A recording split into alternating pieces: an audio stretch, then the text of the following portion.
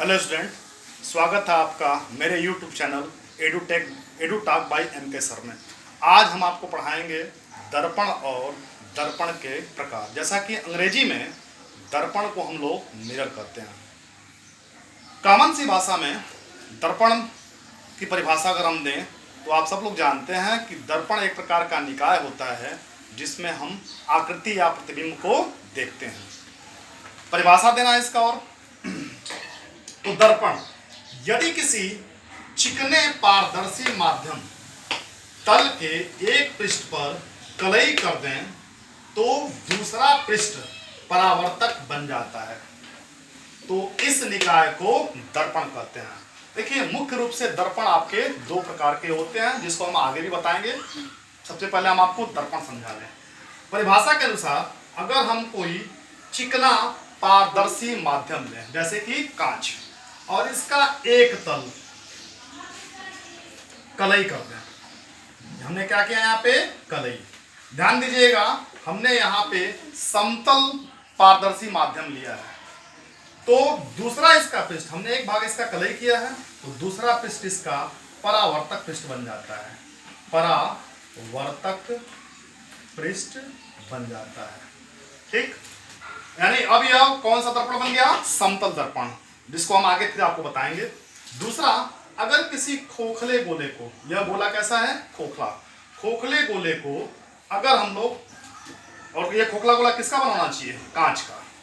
अगर हम किसी कांच के खोखले गोले को कहीं से काटेंगे तो इसमें आपके दो दर्पण बन जाते हैं, जबकि हम इसका एक भाग क्या करेंगे? कलई करेंगे, जिसको हम आगे आपको फिर बताएंगे। तो इसमें आपके दो गोलीय दर्पण बनेंगे, एक कॉन्वेक्स और दूसरा कॉनकेव। कॉन्वेक्स अर्थात उत्तल दर्पण और कॉनकेव अर्थात अवतल दर्पण।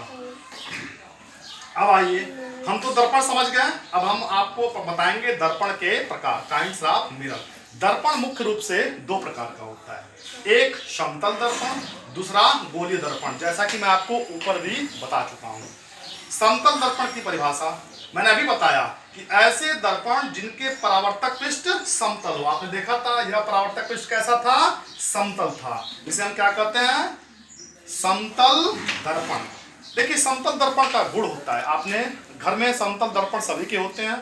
आपने देखा होगा कि समतल दर्पण में प्रतिबिंब सदैव सीधा और आभासी बनता है, और प्रतिबिंब का आकार जो होता है वह वस्तु के आकार के बराबर होता है। वस्तु तथा प्रतिबिंब को मिलाने वाली रेखा समतल दर्पण पर लंब होती है।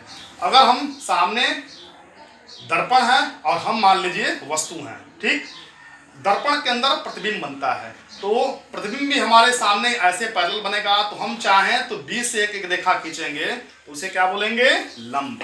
उसी पे हमने लिखवाया है, वस्तु तथा प्रतिबिंब को मिलाने वाली रेखा समतल दर्पण पर लंब होती है। अब आइए गोलीय दर्पण हम लोग पढ़ते हैं, यानी दर्पण का दूसरा प्रकार गोलीय दर्पण। जैसा कि मैंने परिभाषा में बताया, आपको ऊपर भी समझाया था, कांच के किसी खोखले गोले को काटकर यदि उसके एक पृष्ठ को कलई कर दिया जाए तो ऐसे समायोजन को कहते हैं गोलीय दर्पण। और गोलीय दर्पण भी कितने प्रकार के होते हैं? मुख्य रूप से दो प्रकार के। ये देखिए, ये रहा कांच का खोखला गोला। अगर हमने इसको यहां से बीच से काट दिया तो इसमें दो प्रकार के दर्पण आपके तैयार होंगे, एक ये और दूसरा ये। ठीक, अगर हमने इसका उठा हुआ पृष्ठ या धसा हुआ पृष्ठ कलई कर दिया तो यह बन जाएगा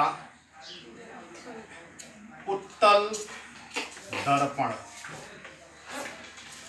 जिसको अंग्रेजी में कहते हैं कॉन्वेक्स मिरर। और दूसरा, अगर हमने इसका उठा हुआ भाग कलई कर दिया तो धसा हुआ पृष्ठ क्या होगा? परावर्तक पृष्ठ होगा। इसे हम लोग कहेंगे अवतल दर्पण।